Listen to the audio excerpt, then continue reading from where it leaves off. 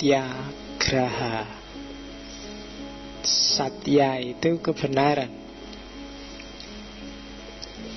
Satyagraha itu berarti hidup demi kebenaran. Graha itu kan kalau di Indonesia terus diterjemahkan jadi rumah. Jadi berarti apa? Kita harus tinggal dalam kebenaran. Satu-satunya parameter yang valid, yang bisa dan bahkan harus jadi landasan aktivitas berpikir, berbicara, berperilaku kita adalah kebenaran. Tidak boleh ada yang selain itu. Kebenaran sama dengan Tuhan, katanya Gandhi. Kalau kita hidup demi kebenaran, itu sama dengan hidup demi Tuhan. Kalau kita mengabdikan diri kita pada kebenaran, itu sama dengan mengabdikan diri kita pada Tuhan. Tidak usah tanya kebenaran itu apa, kamu sudah tahu. Hati kecilmu sudah bisa menjawab. Akalmu masih waras, bisa ngasih fatwa. Dan hiduplah demi itu. Hari ini kamu tanya-tanya terus tentang kebenaran karena kamu terbiasa hidup manipulatif, terbiasa bikin alasan-alasan tidak perlu terhadap kesalahan yang sebenarnya kamu ngerti itu salah. Maka akal dan batinmu jadi tumpul, sehingga tiap hari kamu bingung. Saya nyari kebenaran, Pak. Mau nyari kemana? Kebenaran sudah ada dalam dirimu. Tanyakan ke dalam. Kalau dalammu tidak jawab, berarti ada yang tidak beres. Ayo dibereskan. Kalau hatimu nggak jernih, jernihkan. Kalau pikiranmu nggak sehat, sehatkan. Bagi yang sering manipulatif, sering membohongi dirinya sendiri, latihan jujur. Jujur pada diri sendiri itu hari ini kelihatannya agak mahal. Jujur pada diri sendiri itu kalau salah ya salah, kalau keliru ya keliru. Meskipun terus minta maaf boleh, minta dispensasi boleh, minta, tapi pertama-tama akui itu salah. Hari ini jarang orang yang ngaku salah itu kayak wabot. Sudah jelas salah aja nyari alasan, nyari argumen. Sudah jelas buktinya korupsi, pembelaannya bisa setebal ini loh. Itu kan sama dengan tidak mau dia disebut korupsi. Padahal semua orang juga ngerti korban-korbannya, hartanya, kabeh sudah jelas korupsi. Tapi begitu bikin pembelaan itu tebel segini. Kalau kalian baca itu mungkin iki jan itu tuh koruptor tapi malaikat ini. Wapik kabeh isine. Itu Indonesia hari ini. Ndak satyagraha. Jadi kalau kalian satyagraha, maka kalian hidup dalam kebenaran. Hidup dalam kebenaran berarti hidup dalam Tuhan.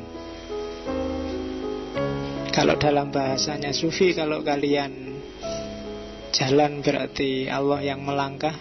Kalau kalian bergerak berarti Allah yang bergerak. Kalau kalian melihat berarti Allah yang melihat. Itu satyagraha. Kalau kalian sudah kayak gini hidupmu jangan khawatir. Kamu akan selamat. Tidak ada yang bisa nyakitin kamu. Hidup lingkungan sekelilingmu akan jadi sumber yang menyelamatkanmu. Kamu akan jadi orang yang berani, kayak Gandhi. Dia berhadapan dengan apapun tidak takut. Meskipun masuk ke parlemen Belanda yang mewah, dia cuma pakai baju kayak orang ikhram itu, bawa tongkat, dunuk-dunuk, diketawain banyak orang, tidak masalah. Beberapa kali di penjara, tidak masalah. Tidak ada yang bisa bikin dia takut. Tuhan sendiri yang nolong dia, dan dia sangat yakin itu. Jadi kuat. Satyagraha. Jangan khawatir, jangan nunggu ditolong orang. Gak usah capek-capek cari relasi. Kalau kita benar, yang lain akan mendukung kita semuanya. Satyagraha. Tapi kalau kalian ragu bener apa enggak, mungkin karena terkontaminasi macam-macam tadi, yang lain juga ragu.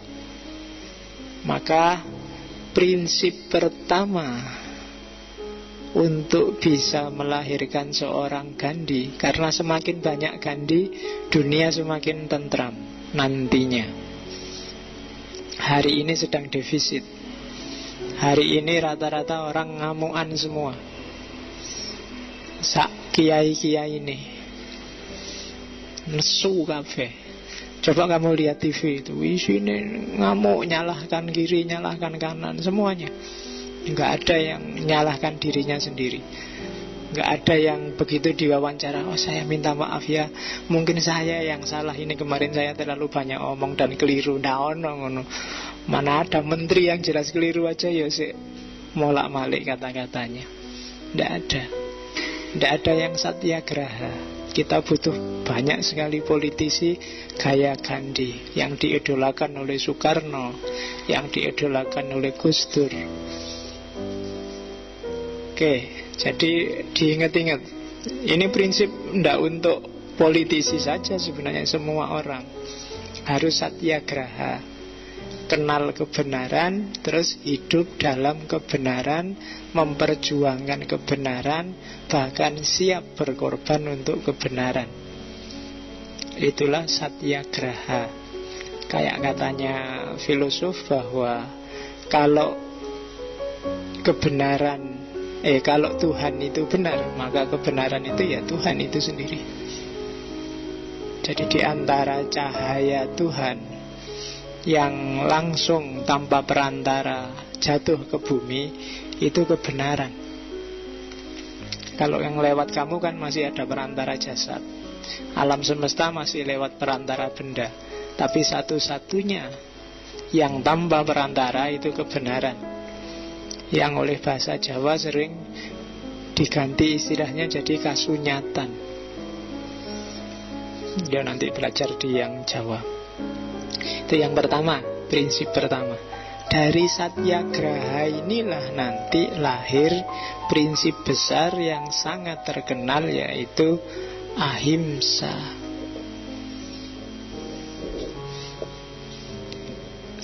Secara harfiah, ahimsa itu lawannya himsa.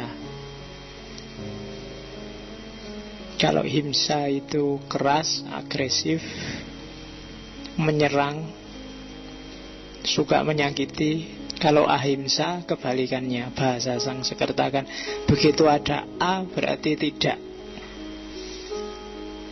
Agama kan gitu, gama itu kacau, rusak, awut-awutan. Tapi begitu dikasih A jadi agama. Berarti orang yang beragama harusnya hidupnya harmonis, ndak rusak, ndak kacau. Kok beragama malah kacau, itu jangan pakai istilah agama. Kalau di Singapura istilahnya bukan agama tapi ugama. Saya tidak tahu kalau ugama itu dari bahasa apa. Kalau di Jogja agama kehilangan A-nya, Gama, Gajah Mada, universitas itu. Oke, jadi secara harfiah ahimsa gerakan tanpa kekerasan. Ahimsa artinya tidak menyakiti, menolak keinginan untuk membunuh dan tidak membahayakan jiwa yang lain. Bukan menolak membunuh loh ya, bahkan menolak keinginan untuk menyakiti dan membunuh. Cuma keinginan saya kalau bisa jangan.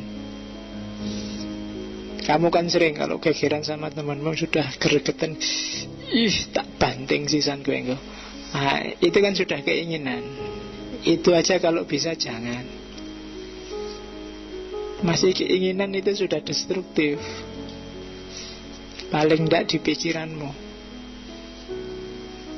Ya kan? Antara cuma kamu pikir banting dia dengan kamu banting beneran, itu levelnya sebenarnya nggak jauh. Kamu mikir banting dia itu kan sudah ada gambarnya di sini banting. Dengan kamu banting beneran kan kacek sidik, cuma dia tidak sakit. Ketika kamu banting beneran dia sakit. Untuk dirimu yang melakukan itu sebenarnya selisihnya cuma sangat sedikit. Yang satu bisa urusan polisi, yang satu enggak. Kamu memperkosa cuma membayangkan, dengan memperkosa beneran. Itu 1 dan 2 ini dari aspek yang satu goib, yang satu real, itu memang jauh. Yang satu bisa ditangkap polisi, yang satu enggak. Tapi bagi dirimu sendiri yang membayangkan atau yang melakukan, itu sebenarnya selisihnya sangat sedikit. Kamu membayangkan memperkosa itu, gambarnya di sini kan sudah lengkap. Ya kan, wis gambare mulai dicopot bajunya sampai gambar sampai lengkap. Terus podo wae kuwi. Rusaknya sama, dampak destruktifnya bagi dirimu sama. Maka hati-hati dengan pikiranmu. Jadi keinginan aja untuk menyakiti, kalau bisa jangan. Tidak menyakiti hati, berarti harus menenggang yang lain, harus sensitif. Terus tidak membenci apapun yang terjadi. Tidak boleh benci, termasuk pada yang jahat-jahat. Karena benci itu bukan dia yang defisit, tapi kamu. Orang yang kamu benci itu loh tidak ngerti apa-apa. Aku benci setengah mati padamu, kamu kan gak terasa apa-apa. Jadi yang sakit di sininya, yang sumpek gak bisa tidur, itu kan kamu yang benci. Yang dibenci gak ngerti, kecuali kamu terus ngirim SMS ancaman apa mbok cegat di tengah jalan, itu urusan lain. Tapi kebencian itu sendiri sudah merusak kamu yang punya rasa benci. Ngapain kamu habiskan energimu untuk dia yang ketawa-ketawa dan kamu sendirian sumpek? Kebencian. Terus tidak membuat marah, tidak nyari keuntungan sendiri dalam hubungan apapun dengan orang lain. Dan yang terakhir, tidak memperalat serta mengorbankan orang lain. Itu konsep ahimsa, anti kekerasan. Katanya Gandhi, ahimsa itu seperti dua sisi mata uang dengan satyagraha. Tidak mungkin orang bisa satyagraha kalau tidak ahimsa. Tidak mungkin orang bisa hidup dan memperjuangkan kebenaran kalau dia sendiri suka kekerasan. Jadi dia kayak saudara kembar, katanya Gandhi. Terus dari mana sih ahimsa itu? Ahimsa ya dari Hindu sebenarnya, dari Upanishad. Kalau di Upanishad, manusia itu cenderung punya karakter konflik dan keras. Namanya ada Satripu. Satripu itu ada 6 godaan, ada 6 ujian yang harus dihadapi oleh manusia. Yang pertama nafsu, yang kedua keserakahan, ambisi, yang ketiga amarah, yang keempat kemabuan, yang kelima kebimbangan, yang keenam iri. Batinmu itu tiap hari digoda oleh 6 hal ini. Dan 6 hal inilah sumbernya kekerasan dan konflik. Kalau setiap orang bisa mengatasi 6 ini, percayalah tidak ada konflik yang tidak selesai. Kalau nafsu tidak kamu jadikan raja, kamu nggak akan gegeran dengan orang lain. Kalau ketamaanmu terkontrol, kamu nggak akan tabrakan sama orang lain. Kalau amarahmu bisa kamu kuasai, tidak akan ada masalah. Kalau kemabuan itu maksudnya keterlenaan, Ketidaksadaran. Kan sekarang banyak orang yang tidak sadar, melakukan sesuatu seolah-olah itu penting bagi dia. Dia tidak sadar bahwa itu tidak penting sama sekali. Saya punya teman orang Madura, masih mahasiswa. Biasanya dia menghabiskan pulsa seminggu itu mahal-mahalnya 5.000. Sekarang dia habisnya bisa nyampe 30-40 ribu gara-gara Dangdut Academy.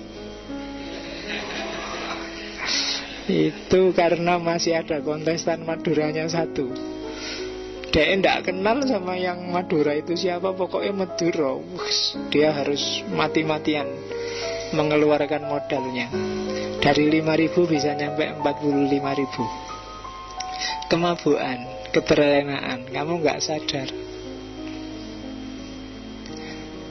Kebimbangan. Mikir itu bagus, terlalu banyak mikir, terlalu banyak pertimbangan untuk hal yang sudah jelas, yang lahir kebimbangan.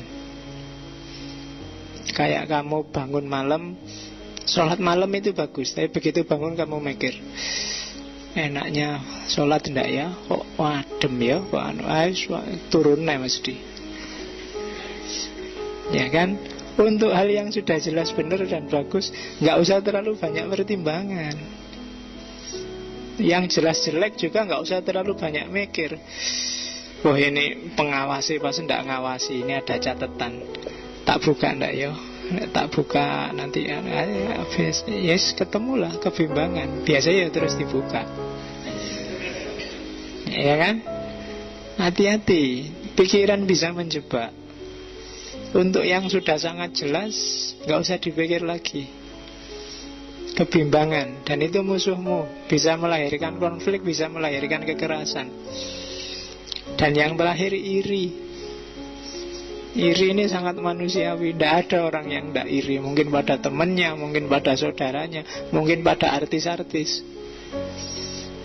Kalau lihat infotainment kan kamu sebelnya setengah mati. Mungkin bukan karena infotainmentnya, karena kamu iri. Wah, enak jadi artis. Ya kan? Kerja sebentar 10 juta. Isinya cuma gitu-gitu. Bikin acara nggak mutu. Kamu marah-marah acara nggak mutu. Coba kamu ditawani, Mas mau ikut syuting? Mesti mau, mesti gitu. Ya kan? Meskipun bagian teriak lala-lala aja kamu mau. Berarti tadi kamu cuma iri itu, nggak benar-benar ngeritik acaranya. Kamu cuma iri kok, enak ya siaran itu. Dan ketika kamu diajakkan terus iya. Nah itu iri hati, masalah. Ini yang membutakan kita, yang bikin kita kadang-kadang terus memilih kekerasan, yang menggelapkan pikiran. Menggelapkan pikiran kalau dalam bahasa India buta kala. Kalau di Indonesia kan buta kala terus jadi raksasa. Basa Jawane buta. Jadi ada sisi buta, ada sisi raksasa dalam diri kita. Dan dia akan bangkit kalau 1.000 ini, 6 godaan ini kita manjakan. Jangan salah, kamu punya potensi untuk merusak yang luar biasa. Kalau 6 hal ini tidak kamu kontrol. Itu prinsip dasar ahimsa yang diambil dari Upanishad. Ini nanti yang menginspirasi Gandhi.